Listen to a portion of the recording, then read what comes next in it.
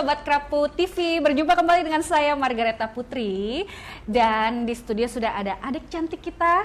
Halo, Pit Cynthia Mawar, seorang aktivis. Aku boleh nggak sih nyebut aktivis? aktivisnya masih Bukan muda. ya? Masih muda ya?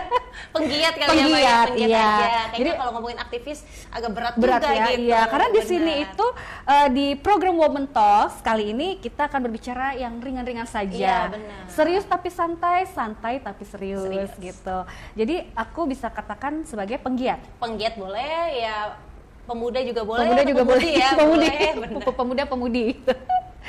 Oke, gimana Pit kabarnya? Thank you banget loh. Thank you banget Mbak, udah diundang di Women Talks Krapu ya, Krapu Krapu TV, TV, keren banget ya, nih, betul. bisa satu frame dengan Kita Mbak satu frame Eta. pada akhirnya. Iya, benar. Karena Mbak Pit nih waktunya susah banget loh, teman-teman.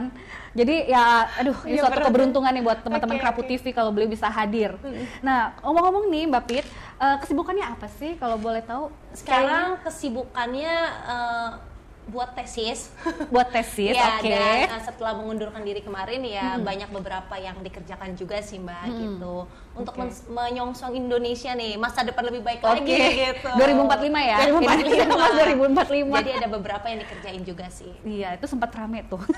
Aku Rame selalu nggak? Viral nggak, Mbak? viral ya, viral gitu. Karena kan kita tahu ya, maksudnya Mbak Pit itu sangat concern ke anak milenial gitu kan, terus anak-anak Gen Z gitu kan. Bagaimana mengedukasi mereka gitu. Untuk mereka tuh juga melek di bidang politik gitu. Benar. Karena kita tahu anak-anak sekarang kan juga ngapain sih ngomongin politik, kayaknya Benar, berat Mbak. banget gitu kan. Tapi Mbak Pit berhasil membawa mereka untuk berbicara politik saat ini. Benar Mbak, karena memang beberapa kali aku turun di lapangan dan bergabung diskusi dengan teman-teman ya isu-isunya itu yang ringan-ringan sih, tidak berat-berat seperti abang-abang kita itu dan ibu-ibu kita Ibu-ibu itu. kita, iya. Iya benar, dengan cara pendekatan soft selling juga sih aku seperti itu sih Mbak. Iya sih, memang paling pas itu memang soft selling ya. Kalau Benar. terlalu hard selling kadang orang nggak mau beli. Benar, karena memang aku juga mengikuti perkembangan zaman sekarang ya Mbak. Iya. Kalau misalnya aku terlalu straight dengan pembahasan yang baku dan berat, itu sulit juga diterima sama anak-anak muda khususnya Gen Z.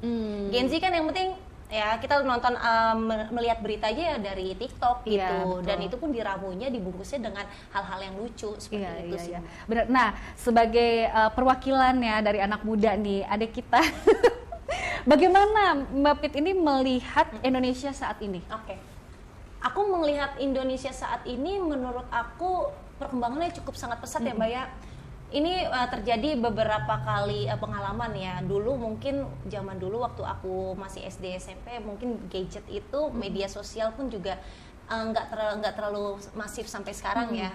Ya perkembangan fasilitas dan juga pemerintah juga lumayan pesat ya, perkembangan politik, terus juga fasilitas pemerintah buat itu keren-keren sekarang sih. Ya ditambah lagi dengan kondisi Indonesia ini beberapa kali menjadi tuan rumah acara-acara Iya, internasional. Nah ini kan salah satu perkembangan bahwa Indonesia ini memang sudah maju Mbak. Kalau menurut aku bukan lagi hanya berkembang ya, Iya. tapi sudah proses dalam menuju ya, negara yang maju seperti itu. Contohnya kemarin dilibatkan di Asian Games Asian ya, Games, terakhir betul. 2018 itu kan salah satu bukti bahwa Indonesia ini sudah dilirik oleh mata dunia. Dan juga kemarin KTT ASEAN KTT ya Mbak. ASEAN yang baru-baru Terus, ini ya. Benar, dan G20 kemarin di Bali dan beberapa kegiatan-kegiatan besar sebelum-sebelumnya gitu. Menurut aku ya pemerintah berhasil lah untuk sejauh ini, meskipun memang masih banyak plus minusnya Iya, seperti itu. harus ya memang kita kalau bikin program tuh nggak mungkin ya dengan setahun kerja 2 tahun kerja ya kan. Dalam satu program itu kan pasti butuh waktu kan untuk mematangkan program tersebut. Iya, iya sih memang kemarin tuh suatu kehormatan lah kita menjadi tuan rumah di KTT ASEAN, apalagi acara puncaknya kan dibikin di Pelataran ya, hutan Iya, Pelataran ya benar. di daerah Senayan Daerah dan Senayan dan itu gedung-gedung banget. ya ampun Dan- itu dengan teknologi terkini kan. dan Jadi katanya benar-benar- itu ini Mbak ya sekelas dengan dunia Hollywood gitu. Iya. Iya, keren wakil banget sih. Presiden Amerika ya Berbicara seperti itu. Ya, Iya, betul. artinya optimis lah katanya nanti pertumbuhan Indonesia maju menuju Indonesia Emas 2045 ya aku rasa ini langkah awal Indonesia gitu. Oke, tapi dari sekian banyak pembangunan nih atau kemajuan Indonesia selama ya mungkin 9 tahun menuju 10 tahun ini ya, ada yang harus dilanjutkan nggak? Atau mungkin harus dibenahi nih dalam sistem atau program apa? Kalau menurut Mbak Pit sebagai perwakilan anak muda. Oke. Kalau menurut aku sebenarnya lebih untuk dikembangkan lagi kali Mbak di dunia pendidikan sih. Pendidikan dan juga korupsi. Oke. Bener nggak? Karena memang nih kayak lagi ramai banget nih Mbak nih sekarang ngomongin tentang korupsi ya, yang kita tahu memang salah satu petinggi dari kementerian juga terkenal lagi gitu ya. Artinya memang masih banyak banget seharusnya yang dibenahi dan masih banyak juga yang harus dilanjutkan oleh kepemimpinan nanti siapapun presidennya gitu. Kalau dalam bidang pendidikan menurut Mbak Pit apa yang harus ditambahkan atau mungkin kita tahu nih sistem zonasi itu juga sangat memberatkan juga ya bagi orang tua, karena ya kalau dulu tuh kita bisa mendaftar di sekolah manapun lebih mudah ya kan, padahal kita tahu dari hak kita sebagai warga negara berhak untuk mendapatkan pendidikan yang baik dan layak kan gitu. Nah kalau menurut Mbak Pit sendiri kira-kira apa? Kalau untuk pendidikan sih kalau aku lebih melihat ke arah vokasi ya. Oke. Iya, vokasi satu. Vokasi. Benar. Yang kedua itu berkaitan tentang disamaratakan lah ini pendidikan kita ini, jangan ada yang namanya kalau yang swasta ini mahal pasti pendidikannya bagus, kalau negeri ini mohon maaf murah pasti pendidikannya ya dengan standar negeri yang biasa aja seperti itu. Nah ini mungkin lebih disinkronkan ya Mbak ya antara swasta dan negeri, ini jangan ada perbedaan lah. Kalau kita sekolah mahal, berarti ya anak kita ini ya sekolah bertaraf internasional dan pasti dengan kurikulum yang luar negeri gitu, apakah Amerika, AUSI dan lain-lain gitu. Kalau misalkan di di negeri ini yang level-level biasa kayak gitu. Ya artinya harus disamaratakan komponen dari kualitas pendidikan itu tersendiri gitu loh. Artinya dalam bidang pendidikan nih khususnya untuk sekolah negeri, Mbak Pit mau menyarankan ke Menteri ya. Mungkin ke Pak Nadiem ya. Pak Nadiem disamaratakan dong Pak. Disamaratakan gitu. Dengan kualitas di swasta. Benar, ya. Di negeri juga harus bagus juga lah. Ya memang kita tahu selama ini di negeri pun juga bagus ya, tapi ya alangkah lebih baiknya disamaratakan dengan kondisi yang ada di swasta. Mungkin lebih kepada kesiapan anak didik itu menghadapi kemajuan zaman ya.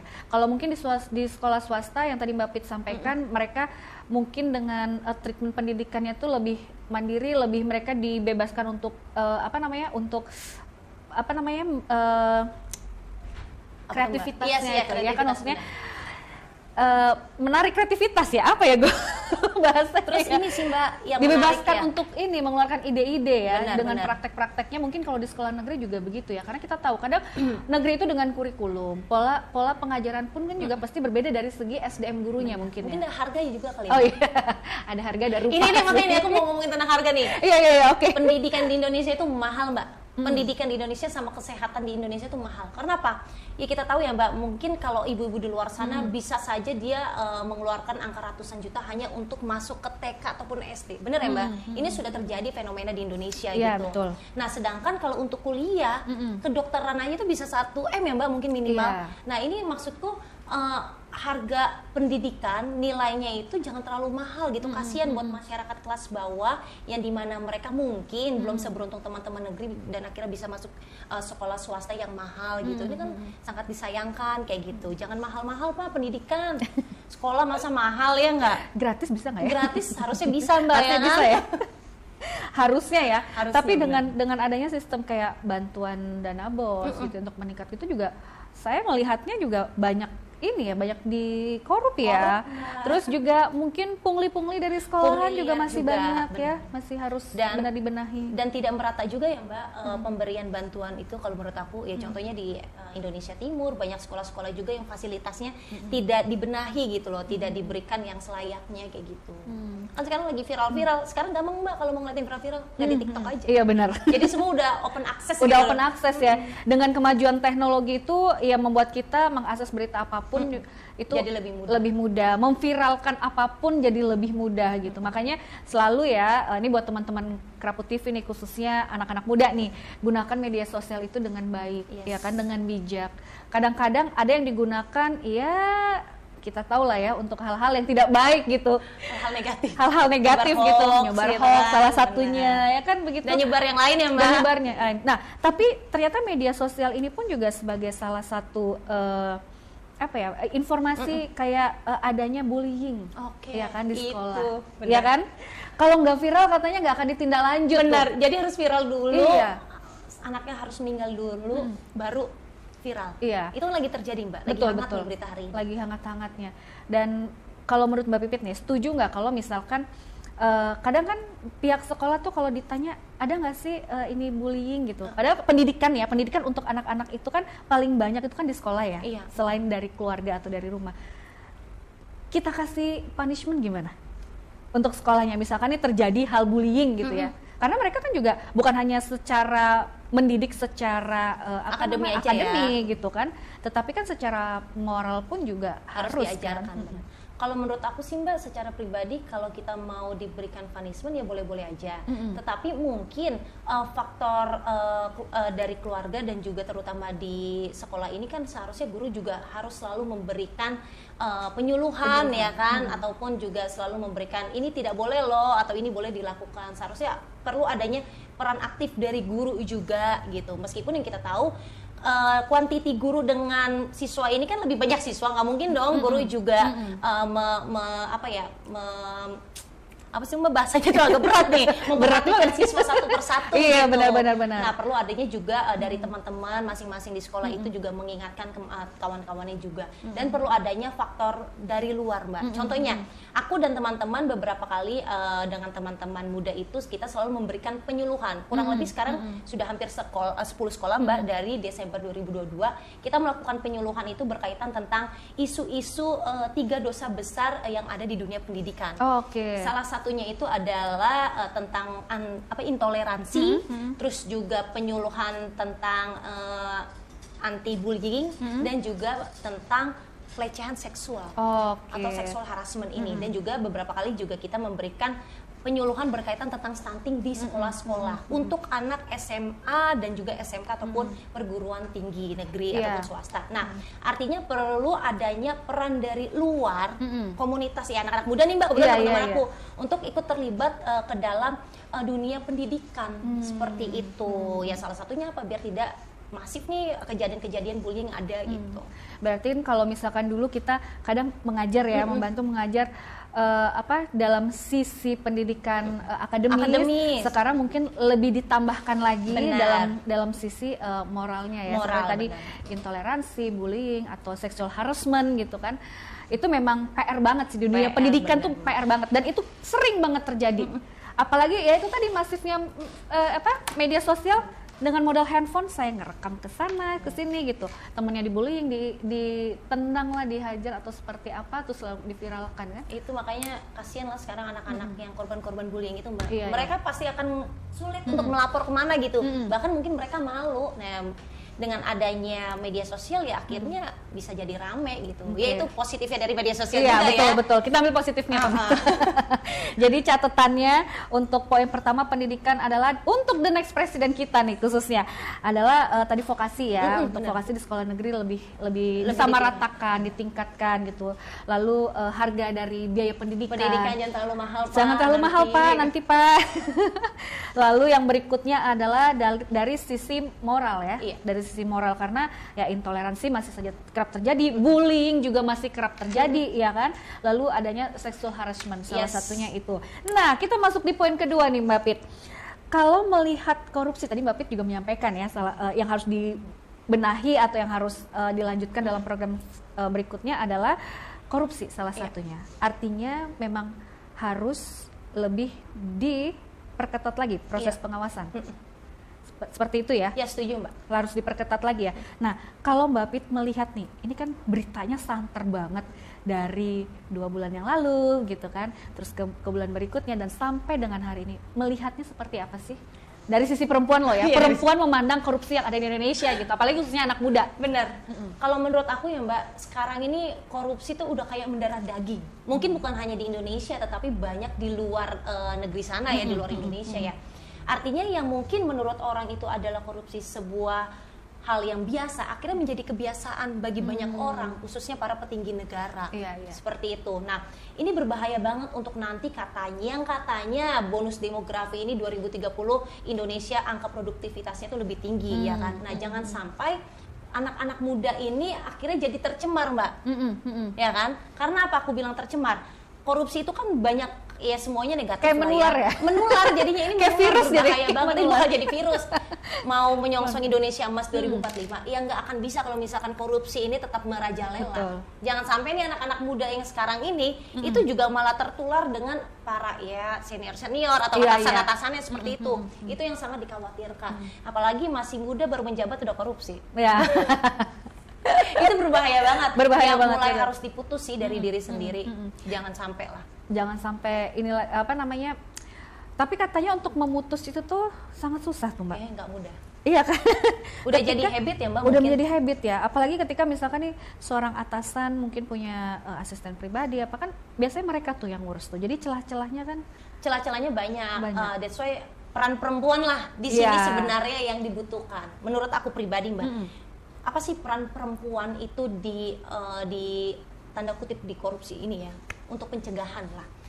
Perempuan itu atau seorang ibu itu harus terlibat di dalam keluarga ya. Ketika pola asuh seorang ibu ataupun suami itu salah, boleh nih kamu korupsi nggak apa-apa. Nah itu kan sesuatu hal yang salah. Artinya peran perempuan di dalam keluarga itu sangat penting. Iya. Nah jangan korupsi ya, itu berbahaya bapak, kerjanya yang benar saja ya. Nah itu kan perempuan di dalam rumah tangga, di dalam berkeluarga itu bisa mengingatkan pola pendidikan, pola asuh yang benar lah Mbak. Dan kedua ini peran perempuan di dunia kerja. At least kalau perempuan ini kadang kan suka banyak bersuara ya Mbak. Iya benar. Kamu kalau di sebagai atasan nih Mbak, kamu hidupnya gayanya biasa saja ya, sesuai dengan angka pendapatan kamu, sesuai dengan kantong Sesuai kamu. dengan kantong dan isi dompet. At least bisa mengingatkan kepada bawahan ataupun kepada ya mungkin atasannya kalau mereka teman ya, hidupnya biasa-biasa saja, nggak usah terlalu hedon. Ya kita nih jangan hedonisme banget lah Mbak. Tapi mungkin lebih kepada kontrol diri ya. Benar, bisa mengontrol diri juga. Kadang juga suami korupsi itu juga karena gaya hidup Itu ya gaya hidup pasangan ya, maksudnya istri. karena istrinya ya kan. Karena istrinya. That's why Biasanya peran begitu. perempuan itu sebagai ibu ya bisa membatasi juga. Nah yang ketiga itu peran perempuan di komunitas Mbak. Oke. Perempuan itu harus terlibat dan masuk ke dalam organisasi anti korupsi. Ya sebagai apa sih gunanya? Yaitu untuk mengingatkan di keluarga dan juga untuk mengingatkan di lingkungan kerja. Oke.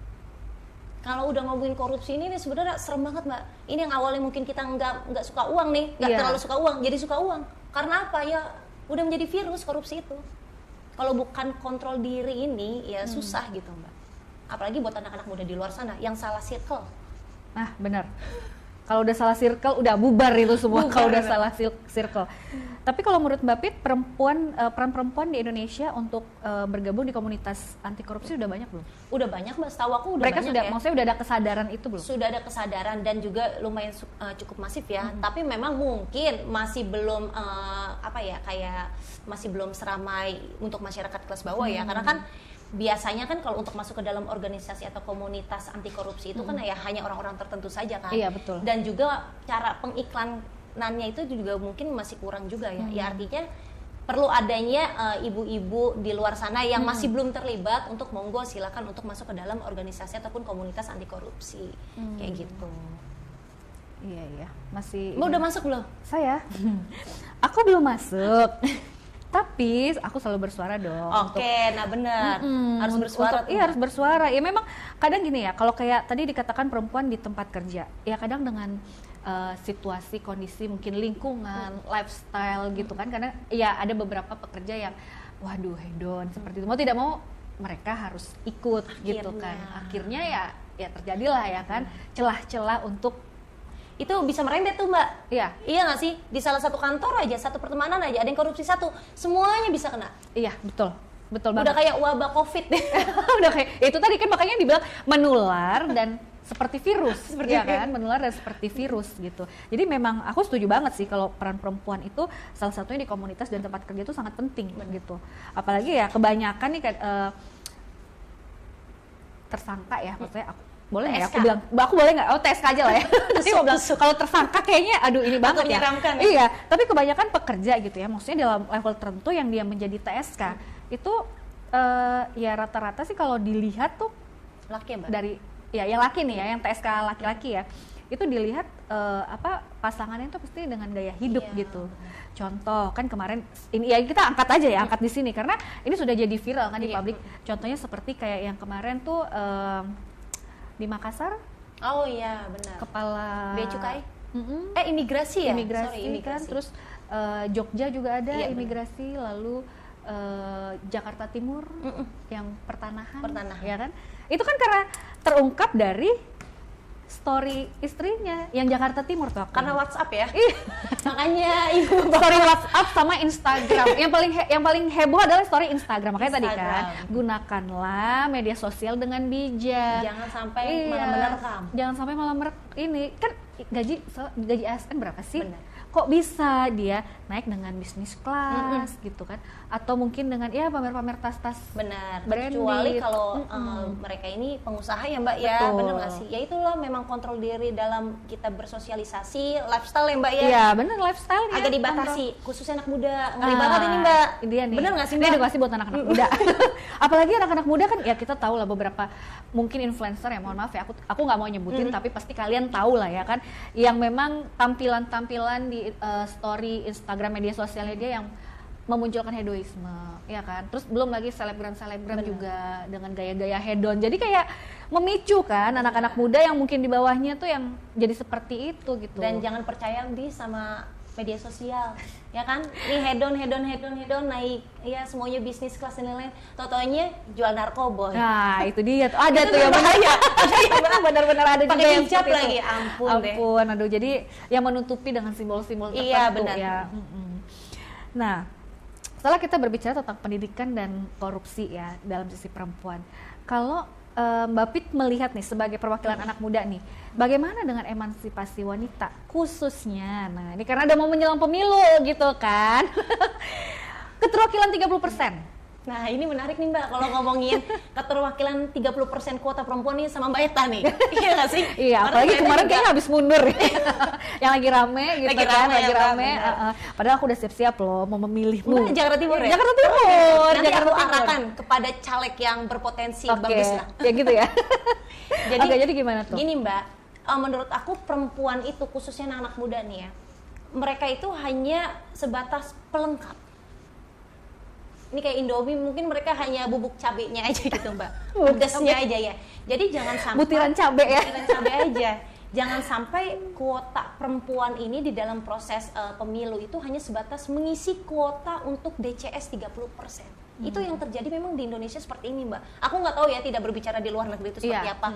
Tetapi memang nyatanya yang terjadi di Indonesia seperti ini. Hanya sebatas pemenuhan kuota caleg 30%. Nah, nanti ketika jadi, apakah kuota di dalam Senayan itu 30%, ya Mbak kan tahu sendiri. Iya. Mungkin itu tidak kurang dari 20% gitu Mbak. Artinya keterlibatan perempuan di dalam ranah-ranah pengambil keputusan itu masih tidak sesuai dengan apa yang kita inginkan 30% tersebut gitu. Mungkin meskipun sekarang banyak ya sudah ada pejabat negara ataupun perempuan-perempuan hebat yang sudah mengambil keputusan gitu di ranah itu, kayak contohnya Bu Retno, Bu Sri Mulyani, terus juga di Rut Pertamina ya Mbak ya. Iya, yang di baru Rut ini. Pertamina.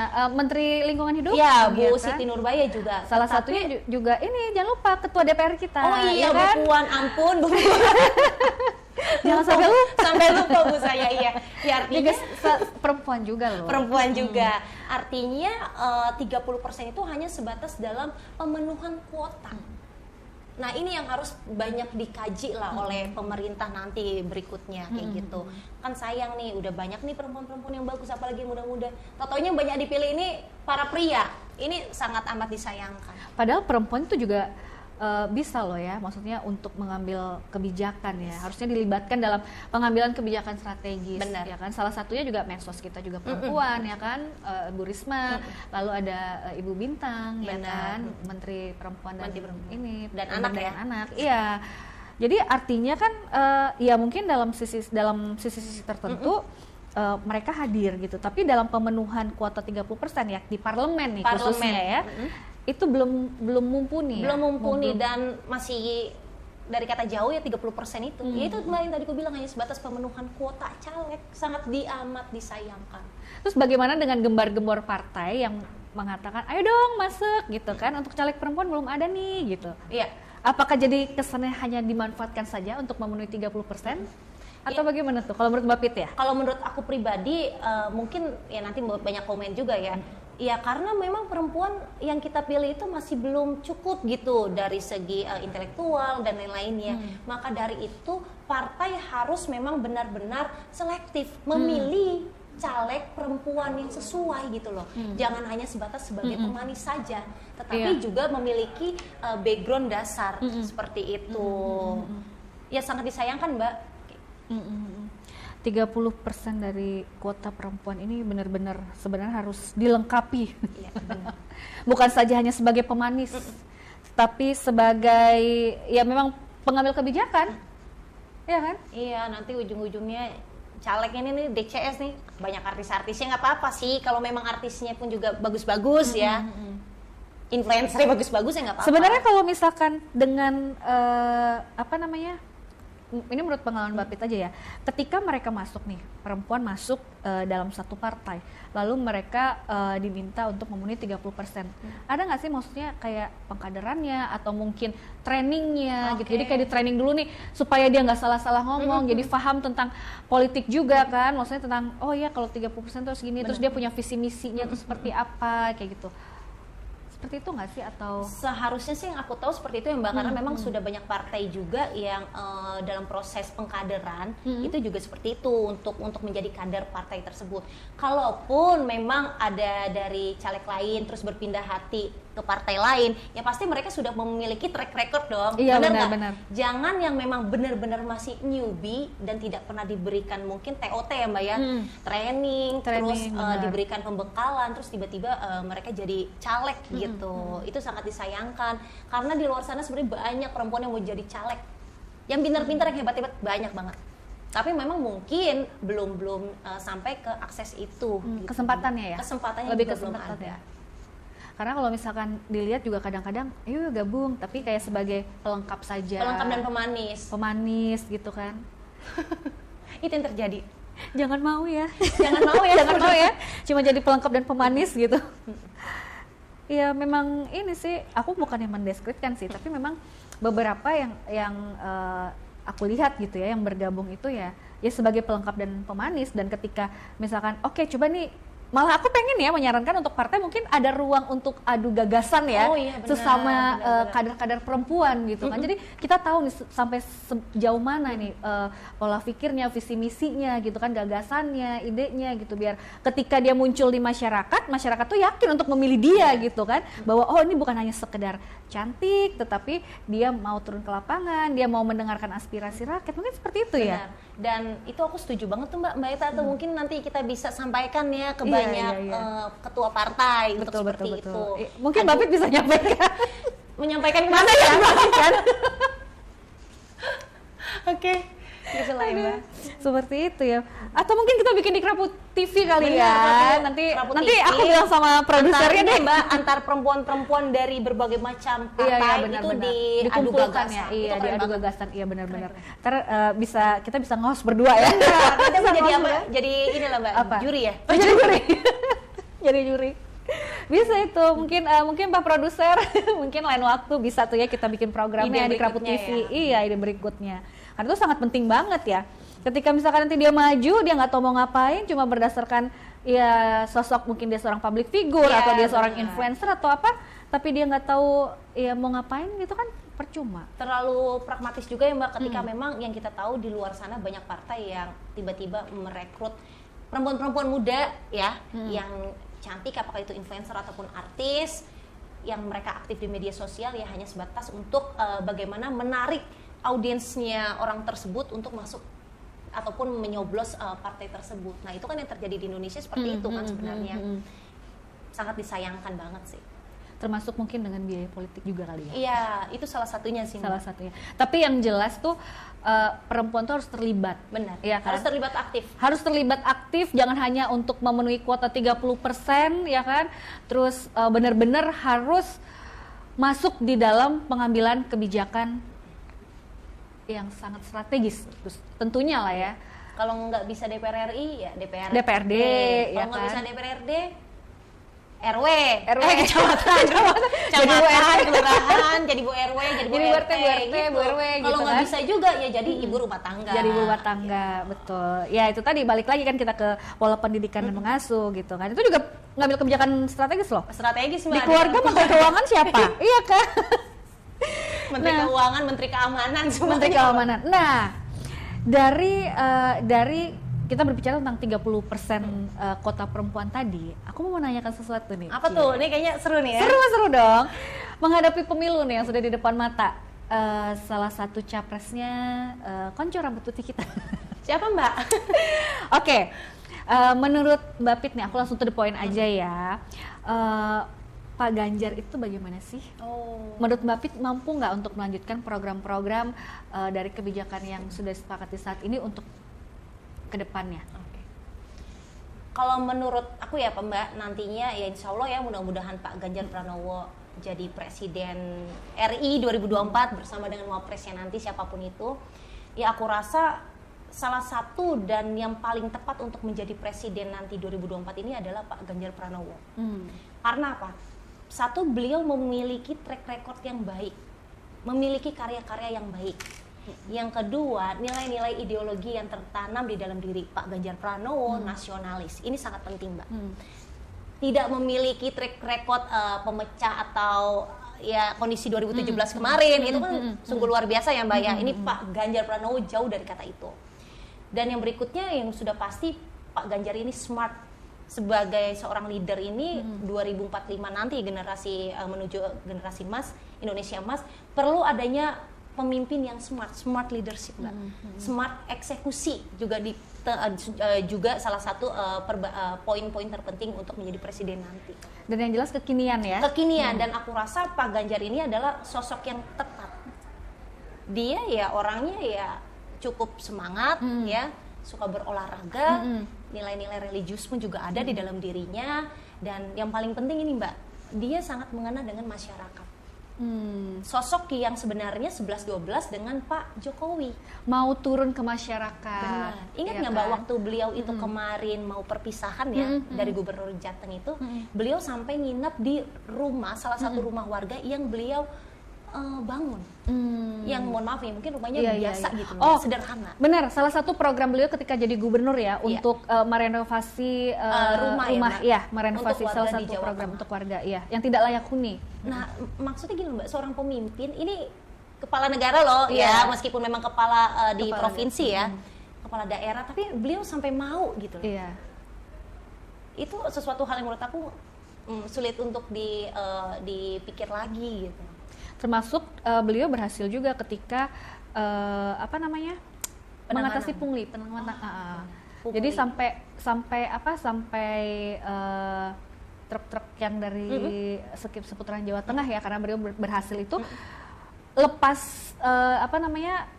lepas pisah ya, lepas sambut. Ketika yang jelas ketika di akhir masa jabatan itu beliau ini didatengin sama supir-supir truk itu. Keren banget emang. Ini artinya kan memang beliau itu kan dekat dengan rakyat, lalu juga dengan program-programnya ya seperti tadi yang Mbak Pit sampaikan, dengan masyarakat bawah yang bedah rumah layak huni, lalu dengan pungli, membebaskan pungli, itu berhasil dijalankan, termasuk stunting. Benar. Dan angka di Jawa Tengah itu turun ya Mbak ya, salah satu provinsi yang turun ya, dan berhasil dalam pencanangan itu. Jawa Tengah. Walaupun memang program dari pusat, tapi beliau berhasil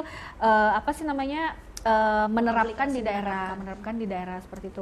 Dan ini by the way nih, aku agak spill dikit nih. Apa tuh? Jadi nggak jadi nyalek apakah karena beda visi dan misi?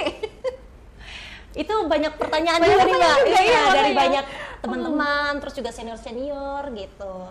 Ya sebenarnya gini ya Mbak, aku kan memang di tahun 2017, 2018 itu juga pernah nyalek ya di DPRD. Kebetulan di DKI 6 Jakarta Timur itu di lingkungan rumah. Dan sampai akhirnya tahun ini pun juga kemarin nyalek juga masih di DCS di DKI 1 Jakarta Timur dari partai PKB. Sampai akhirnya beberapa minggu lalu aku mengundurkan diri dari DCS partai PKB. Aku ini kan masih muda Mbak, aku juga masih belajar. Artinya aku harus komitmen dan konsistensi diri aku ini dalam ideologi yang aku pilih.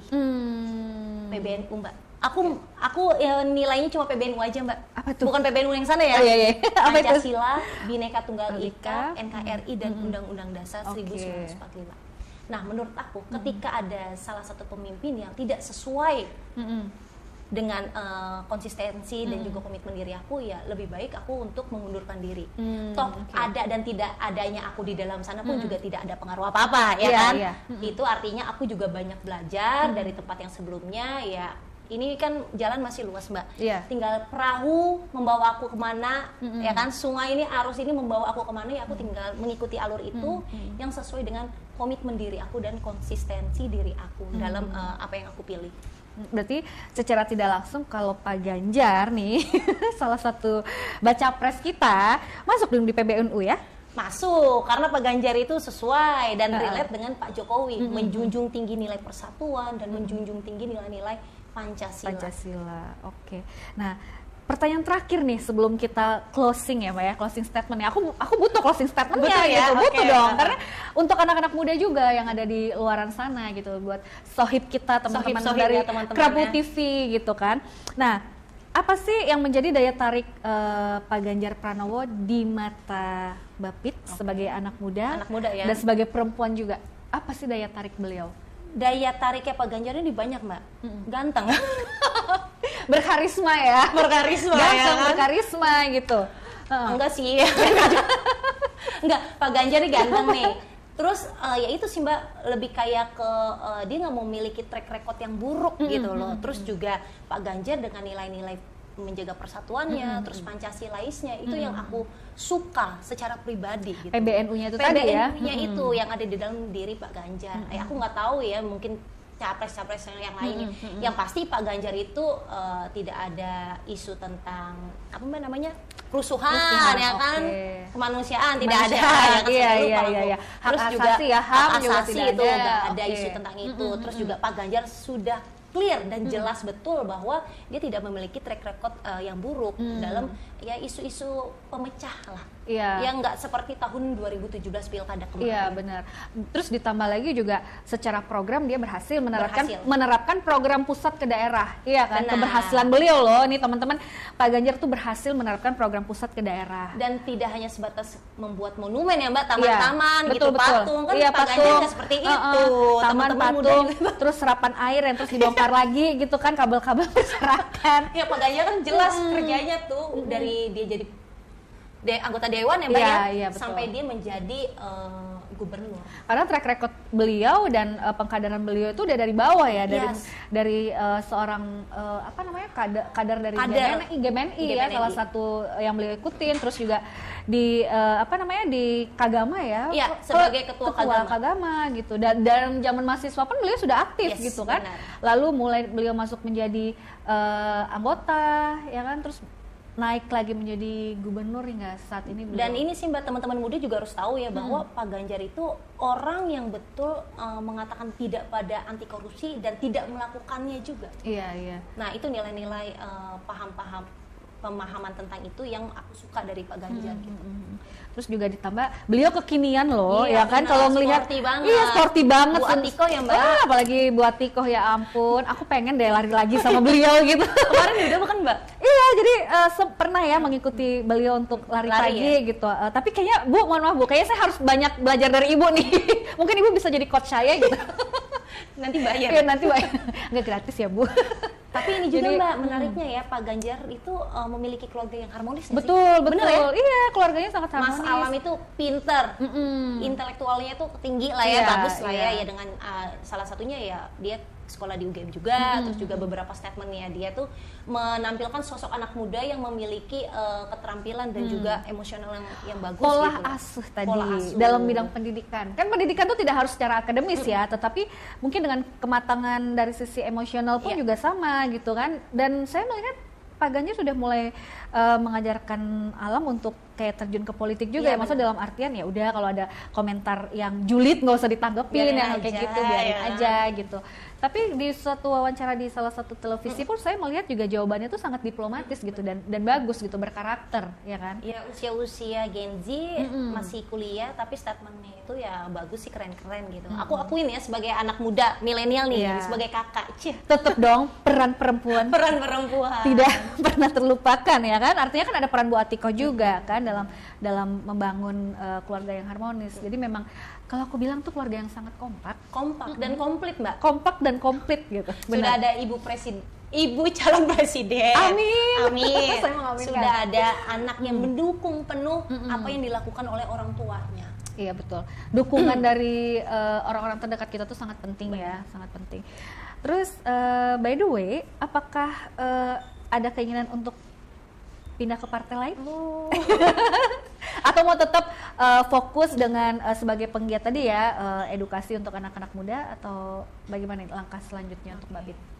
Langkah selanjutnya sih Mbak, kalau aku ya mungkin tetap, bukan mungkin ya, tetapi masih akan fokus ke dalam isu-isu kepemudaan, khususnya juga berkaitan tentang vokasi juga ya Mbak ya, terus penyuluhan berkaitan tentang stunting, terus 3 dosa besar dunia di dalam dunia pendidikan tadi, anti bullying, intoleransi, dan juga anti seksual harassment. Aku tetap fokus di dalam sana bersama rekan-rekan muda Youth Skill Foundation. Kebetulan aku ada wadah juga sih Mbak, memang Youth Skill Foundation ya. yes, benar. Dan juga tadi Mbak bilang ada beberapa partai juga nih Mbak. Oh iya, yang sudah menawarkan. Sepertinya saya tahu. Karena ada warna merahnya. Oh iya. Warna apa Mbak? Merah, biru, kuning gitu ya, Biru, banyak kuning ya. ya.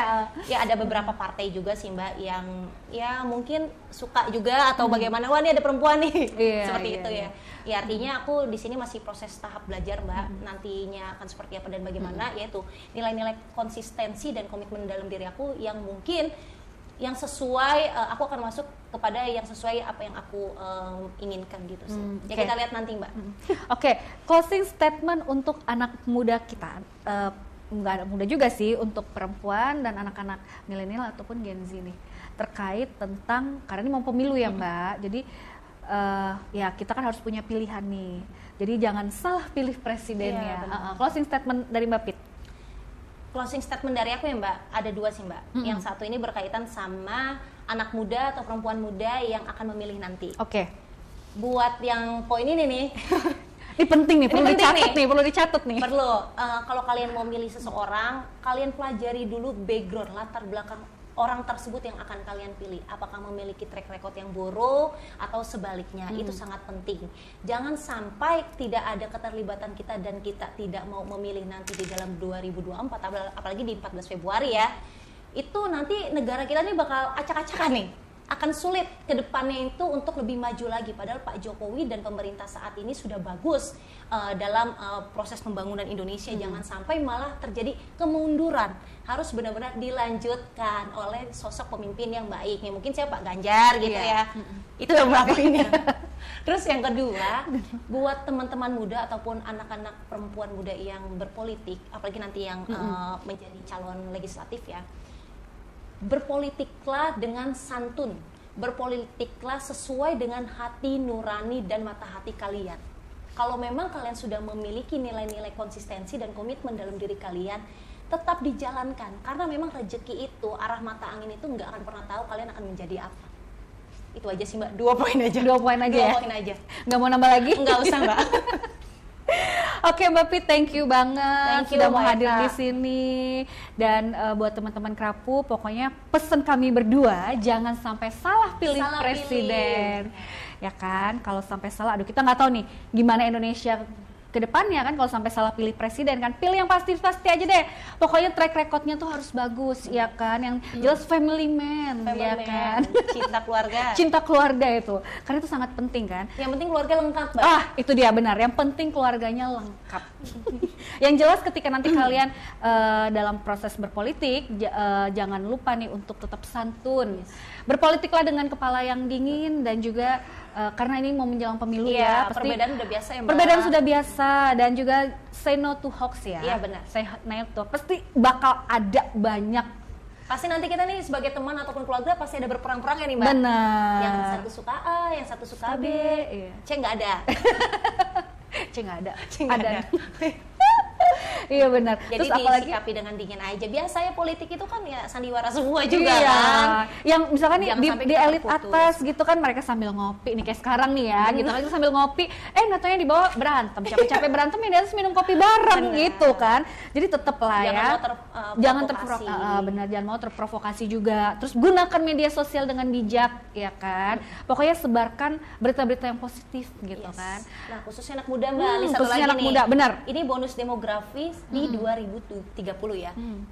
Jangan sampai bonus demografis ini menjadi petaka Mbak. Oh iya, betul. Ya, ketika anak-anak muda ini mudah tercemari dan mudah terprovokasi, ini bahaya. Karena kan kita mau mendekati pemilu. Betul banget tuh. Nah buat anak muda ya, tolong ya diingat-ingat. Berapa tadi? 3 poin ya? Ada 3 poin. Ada 3 Ya. poin dari Mbak Pitong diingat-ingat. Jadi saya mengakhiri sampai jumpa di lain kesempatan di episode selanjutnya ya kan. Dan akan ada special guest yang lain tentunya. Buat Tiko ya. Buat Tiko, kita akan mengundang Buat Tiko nanti. Mungkin Amin. Mbak Pit bisa jadi co-host di sini ya kan. Siap. Atau mungkin sambil masak-masak Benar, ya, benar, sambil masak-masak benar. gitu. Jadi kita berbincang-bincang dengan santai Iya. gitu kan. Nah, teman-teman Krapu, sampai jumpa di lain waktu dan episode selanjutnya. Saya Margareta Putri dan Fiat Cynthia Mawar. undur diri. Bye-bye. Bye-bye.